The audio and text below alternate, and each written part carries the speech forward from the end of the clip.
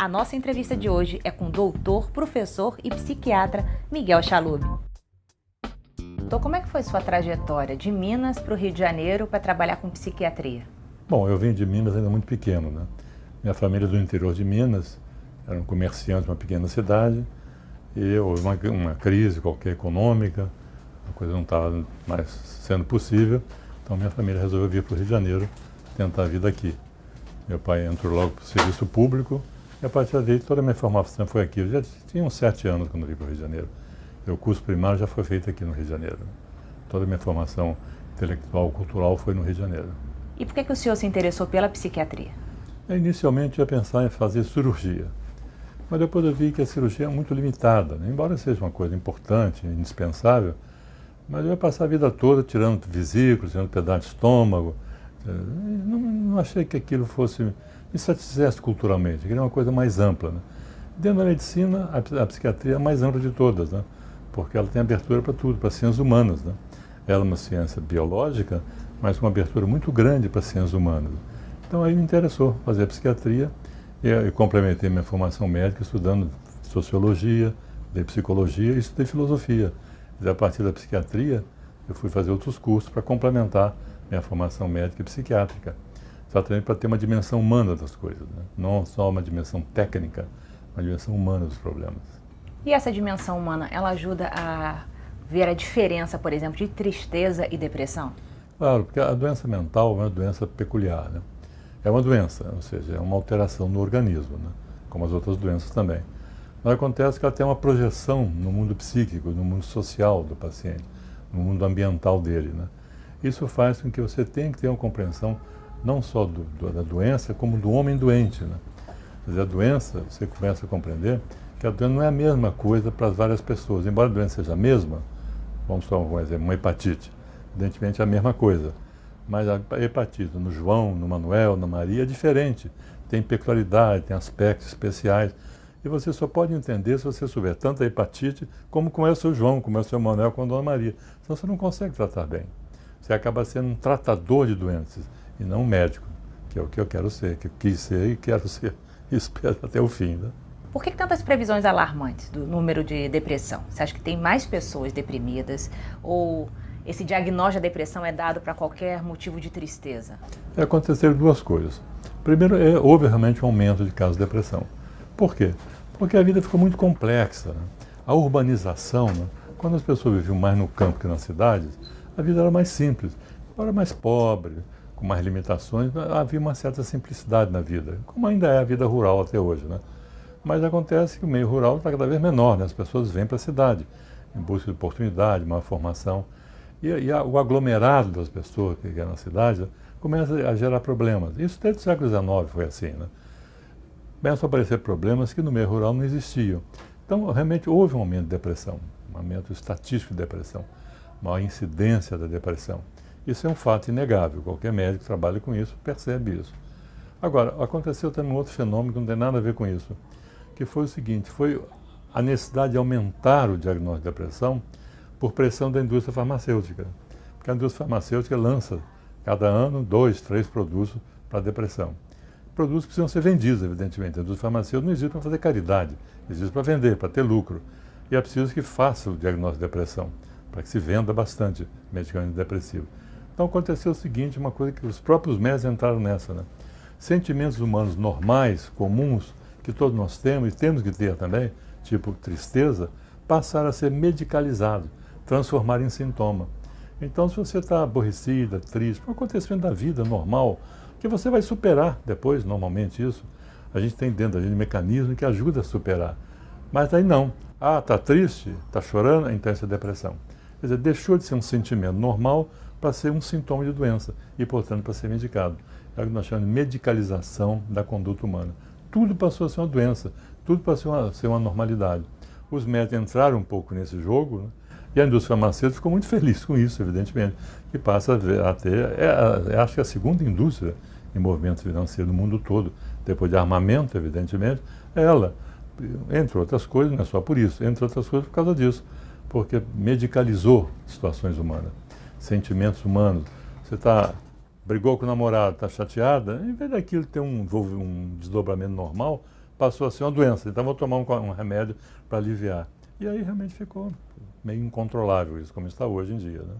E essa amortização, podemos dizer assim, dos sentimentos através dos remédios, ela também não favorece, por exemplo, o crescimento até do ser humano? Porque a gente precisa passar por algumas dificuldades até para depois, na frente, contra outras dificuldades e saber superar. Torna o ser humano assim mais infantil, podemos dizer assim? É verdade. Impede que a pessoa cresça emocionalmente, que a pessoa aprenda a lidar com essas coisas. Porque a vida é plena de problemas desse tipo, né? Toda a natureza. As perdas, por exemplo, normalmente a gente perde o pai e a mãe, faz parte do ciclo biológico. O errado é morrer antes deles, né? Então eles vão morrer primeiro. E outras situações também, perdas financeiras, perdas econômicas, perdas de emprego, inúmeras perdas acontecem na vida. A gente tem que saber lidar com elas, né? Quando elas acontecem, a gente vai sofrer, vai ser ruim, a gente aprende a lidar com elas. Não só perdas, situações, frustrações, decepções de várias naturezas, fazem parte da vida. O único lugar que não tem problema nenhum é o cemitério. Esse não tem problema nenhum, porque está todo mundo morto. Aí não tem problema nenhum. Se está vivo, vida é problema. Vida é movimento. Então vão acontecer coisas. Então nós temos que estar preparados para isso. É claro que pode atingir um nível tal de sofrimento que tem que haver uma intervenção. Claro, há certas situações que o sofrimento é muito intenso, paralisante. A pessoa quase que perde a condição humana. Então tem que ser ajudada, evidentemente. Mas a maior parte das vezes não são assim, não. A pessoa tem condições, é o que nós chamamos de mecanismos internos, mecanismos de defesa, para lidar com as situações. Mas as pessoas não querem lidar com isso. Eu vou citar exemplo de uma cliente minha. Né? Toda vez que ela sai, ela me diz o seguinte: doutor, quando eu saio de casa, eu levo na minha bolsa tal medicamento. Não vou dizer qual medicamento, tal medicamento. É um tranquilizante bastante comum. Qualquer coisinha, eu para dentro. Quer dizer, um aborrecimento do trânsito, uma fechada no trânsito, um xingamento de um motorista, essas coisas que são de todo dia. Em vez de a gente saber enfrentar isso, ou deixa para lá, ou resolve de outra maneira, não, vai de perto na bolsa para tomar um tranquilizante. Totalmente distorcido isso. E é o que está acontecendo. E que eu acho que o nosso papel, dos médicos em geral, e dos psiquiatras, é combater isso. Não, você é mais forte. Você é o principal remédio seu, é você mesmo. É a sua capacidade, é a sua maneira de lidar com as coisas. Não é um comprimidinho. Né? O comprimidinho não é solução para a vida. A solução para a vida é na sua cabeça. Claro, fazendo essa ressalva. Se o sofrimento for muito intenso, insuportável, tem que ajudar, evidentemente. Né? É como a dor, para fazer uma analogia com a dor. Né? Toda hora, principalmente depois de certa idade, você não é como jovenzinha, mas depois de certa idade, você sente uma dorzinha, uma dorzinha. Se toda vez que eu sentir uma dor, um incômodo qualquer, ficar tomando remédio para dor, vai ser muito ruim para o meu organismo. Então tem que saber lidar com isso também. Claro, mas se a dor ficar insuportável, não, eu vou recorrer a um medicamento. A analogia é mais ou menos essa. E o que caracteriza a depressão? A depressão verdadeira, não essa tristeza que virou depressão, ela tem 3 sintomas fundamentais. Uma é a tristeza, mas não é a tristeza comum, é uma tristeza muito intensa, é uma tristeza vivida pelo corpo também. A tristeza normal, a gente fala nela na tristeza, mas o nosso corpo não está triste. Na tristeza da depressão, o corpo também está triste. E como é que o corpo fica triste? A maneira de andar, a gente anda arrastando as pernas, não gesticula muito, a fisionomia, os traços ficam muito acentuados, a tendência é ficar deitado ou sentado, porque o corpo vira um peso, o corpo passa a ser um chumbo, ele também participa da tristeza. A tristeza normal não é assim, é só um sentimento, mas o corpo não participa. O segundo sintoma é o pensamento. O pensamento fica difícil. Pensar é uma coisa que flui com maior facilidade, nós nem percebemos que estamos pensando, né? Eu estou falando aqui, claro que eu estou pensando, mas nem percebo isso. Mas não, na depressão o pensamento fica grosso, digamos assim. Né? Houve um autor que comparou como se fosse o pensamento normal, uma torneira que está sendo fluido normal. De repente esse fluido começa a ficar espesso, grosso, aí a torneira escoa mal. Né? O pensamento fica assim. A pessoa custa pensar, não quer pensar, pensa pouco, portanto fala pouco. Se você insiste com ela fica irritada. Né? Você vem para um deprimido e diz assim, olha as plantas estão verdes, os pássaros estão cantando, o céu, vai ficar danado da vida. Eu não quero pensar nisso, né? Eu estou com o meu pensamento carregado, só penso coisas sinistras, coisas difíceis, você vem com esse tipo de conversa. Tem outro sintoma também importante. E o terceiro sintoma é a parte física, o organismo também recente. Há perturbações digestivas, por exemplo, perturbações às vezes circulatórias. Então o corpo todo participa. Essa é a depressão verdadeira, que, como eu disse, aumentou ao longo dos anos, mas não é tão frequente assim como as pessoas pensam. As pessoas não ficam mais tristes, ficam deprimidas. Você brigou com o seu namorado? Briguei. Você está triste? Não, estou deprimida. É assim que fala, né? Mas não é isso. Agora o senhor falou, a pessoa fala, estou deprimida. Esse autodiagnóstico, né, que vem muito também agora do conhecimento, até das redes sociais, internet, começa todo mundo a se diagnosticar. Estou deprimido, sou bipolar. Isso atrapalha o diagnóstico do médico? Atrapalha muito. Porque a pessoa já vai no consultório assim, né, dizendo que já está deprimido, né? Eu tenho um episódio com sempre meus alunos. Entrou um paciente no meu consultório e se apresentou assim. Cara, eu vou inventar um nome. João da Silva, deprimido. Quer dizer, como se fosse uma medalha, como se fosse uma apresentação, a carteira de identidade dele. Né? Já começa mal, evidentemente. Aí você tem que fazer um trabalho para convencer a pessoa que não é bem assim, que ela não precisa ser medicada com tanta facilidade. Vamos ver por que você está assim, por que você está se chamando de deprimido, o que aconteceu, qual foi o problema da sua vida, como é que eu posso te ajudar a enfrentar isso, a resolver isso. É por aí que a gente tem que fazer, né? E não simplesmente entrar nessa da depressão. Agora, a gente tem que ser realista. Às vezes a pressão é tão grande. Se o paciente sair sem um medicamento, ele vai dizer assim, esse doutor é uma porcaria.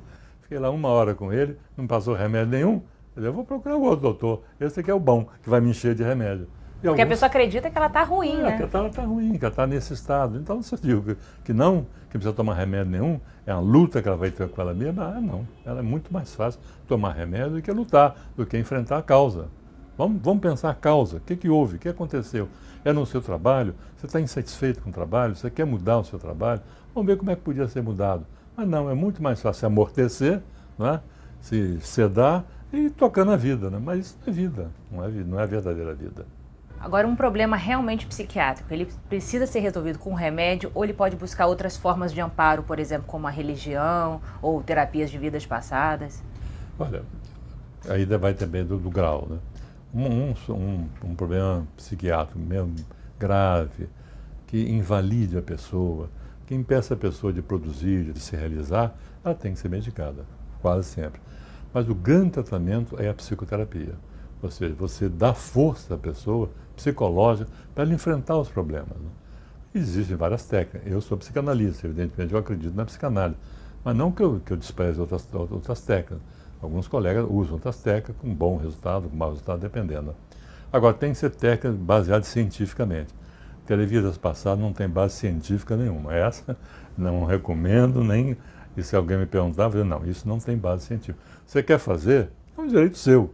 Mas não eu indicando, porque isso não tem base científica. E a religião? A religião também não tem base científica, evidentemente, não tem base científica. Eu não posso provar que Deus existe cientificamente. Mas se isso te dá conforto, se isso te dá bem-estar, tudo bem. Pode ser, vai ser católico, vai ser evangélico, vai ser espírita, vai ser um bandista. Te dá conforto, você se sente bem, sinto. Então tudo bem. Agora, não deixe de tratar. Faça coisa paralela.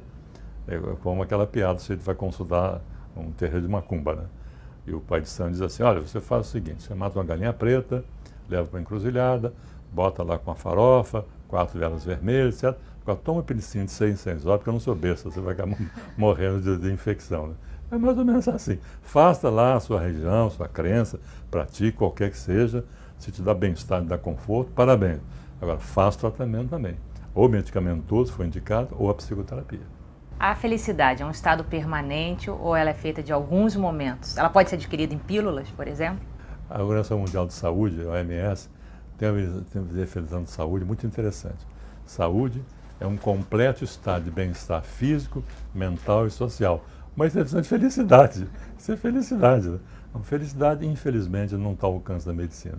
Felicidade é a obra de cada um. Cada um vai construir a sua felicidade.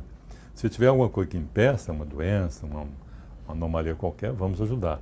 Mas a felicidade é obra de cada um. Eu que sei o que é feliz. Se ser feliz é ser gari de rua, varrer rua, tá bom, então seja. Ser feliz é tentar ir viajar para Marte, então tente viajar. Mas cada um escolhe qual é que é a felicidade. Um dos grandes problemas é esse, as pessoas não sabem.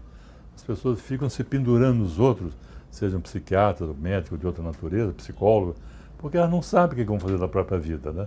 Meu Deus, eu vou viver, hoje em dia, eu vou viver 80 anos, posso chegar a 90 anos até bem, hoje em dia se chega até... 80 anos já não, nem é mais extraordinário, mas chega a 90 anos muito bem, né? E o que eu vou fazer da minha vida, né? Vou ficar jogando dominó na pracinha? Não, encontre alguma coisa, realize alguma coisa, produza alguma coisa, para você sentir o seguinte, quando você for embora, ficou a sua marca aqui. Se você não tivesse existido, isso também não existiria, aquilo que eu plantei, aquilo que eu construí. Isso que é a satisfação da vida, né? A felicidade. E como você vê essa negação da morte? Porque a única certeza que a gente tem é que a gente vai morrer. E a gente passa a vida lutando contra a morte, que é a única coisa iminente de acontecer com o ser humano. Como você vê esse duelo do ser humano com a morte? O homem realmente não aceita a morte, evidentemente, né? A morte não deixar de existir, né? Para nós é muito difícil isso, né? De repente eu não existo mais e tudo aquilo que eu fiz, tudo que eu almejei, tudo que construí, não tem mais sentido. Então nós temos que acreditar que depois da morte nós continuamos também vivos. É o fundamento da religião. Esse foi muito da Freud, foi um dos que mais estudou isso também, né? Todos os povos têm, porque todo mundo morre. Então todo mundo tem que dizer que depois da morte vai acontecer alguma coisa, né? Agora, isso ajuda, evidentemente, ajuda. Mas os que não creem nisso, né? Como é que eles vão salvar-se, né? Como é que eles vão evitar a angústia da morte? Uma das soluções possíveis é a sua vida plena de realização. Se você realizou muito bem a sua vida, você deixou sua marca, se a sua passagem não foi uma passagem totalmente em branco, não é que, tá bom, então agora eu morro, não. Mas vai ficar mais fácil aceitar a morte, né? Há várias histórias desse tipo. Uma história que eu conheço muito bem é a seguinte: um grande joalheiro, construtor de joias, produzindo prata, ouro, pedras preciosas, estava morrendo. Aí chamaram o padre, e o padre veio com um crucifixo assim, deu a benção, deu o crucifixo para ele beijar. Ele beijou e disse assim: isso é prata lavrado do século XVIII veneziano, né? Foi feito em Veneza. Aí morreu. E até na hora de morrer, ele foi joalheiro, né? Ele foi um ourives. É assim que ele tem que ser. É a única maneira de você contornar a realidade da morte. Não tem outra. Ou a religião, né? Ou então essa, a vida plena, vida cheia de realização. Essa também ajuda. Doutor, o senhor trabalha no Hospital Pedro Ernesto, que é o único hospital público a oferecer cirurgia de troca de sexo. Como o senhor vê a transexualidade? É uma doença? Realmente existe a pessoa nascer num corpo que não é dela? Olha, o tradicional é considerar que fosse uma doença, né? Se eu nasci homem, eu tenho que ser homem. Se eu nasci mulher, eu tenho que ser mulher. Mas isso hoje em dia nós estamos mudando, né? Não é mais uma doença. Oficialmente, da época, ainda faz parte da classificação internacional de doenças. Está lá, transexualismo, como se fosse uma doença. Mas tudo indica que as próximas revisões dessa classificação vai tirar. O que vai acontecer é o seguinte: a pessoa nasceu um homem, nasceu mulher, muito bem. Só que a parte mental, espiritual, psíquica da pessoa não é desse sexo. Nós não sabemos o que acontece ainda, né? Alguns acham que é uma coisa genética, outros acham que é uma coisa que aconteceu durante a formação na gravidez, um erro qualquer, metabólico. Outros acham que não. É um problema, por exemplo, psicológico, né? Por que se eu nasci menino, eu sou obrigado a me comportar como menino? Gostar de luta, gostar de soltar pipa, gostar de soltar balão, gostar de brinquedos de menino. E por que se eu nasci menina, eu tenho que gostar de coisa de menino? Casinha, bonequinha, etc. Às vezes não. Então há essa distorção. Eu chamei de distorção, né, como já fosse uma anomalia, né? Então isso está tão impregnado na gente. Há essa opção, melhor dizendo, há essa inclinação. Que hoje em dia a nossa tendência é respeitar isso, né? Se nós tivermos certeza que houve isso, quer dizer, a pessoa nasceu num sexo, biologicamente é daquele sexo, mas psicologicamente, socialmente de outro sexo, nós podemos tentar ajudar essa pessoa. Porque o sofrimento dessa pessoa é muito grande. Para você ter uma ideia, algumas pessoas se mutilam. Homens que tentam mutilar-se para poder ser mulher, né? E mulheres que também se mutilam, tirando as mamas, por exemplo. Inventam uma coisa qualquer, com uma certa conivência, evidentemente, para tirar as mamas, porque é outro símbolo feminino, né? Então, você vê o grau que isso leva a pessoa, o sofrimento que isso causa uma pessoa, essa diferença, digamos assim, entre o sexo biológico e o sexo psicológico. Então, hoje em dia, nós achamos que a gente pode corrigir isso. É lícito, é moral, é ético fazer isso, né? As religiões não aceitam muito isso ainda não, né? Mas é uma questão de evolução. Tem a impressão que daqui a alguns anos, dezenas de anos, as religiões vão aceitar isso também. Porque o que importa é a felicidade da pessoa, o bem-estar da pessoa. Uma pessoa se mutilar, uma mulher que se retirar o seio, as mamas, que não suporta aquilo como símbolo feminino, olha o sofrimento dela. Por que nós não podemos ajudar essa mulher? Não é? A gente vai mudar a cabeça dela? Primeiro que não muda a cabeça, começa por aí. E depois, seria um investimento tão brutal para mudar essa cabeça que não é justo, é contra a própria pessoa. Então hoje nós aceitamos bem isso. E no Hospital Pedro Ernesto, como você comentou, nós fazemos isso, né? Não é bem mudança de sexo, não muda de sexo, evidentemente. Muda as características sexuais da pessoa que muda, né? O que caracteriza a transexualidade e como diferenciar, por exemplo, um transtorno de identidade quando é jovem?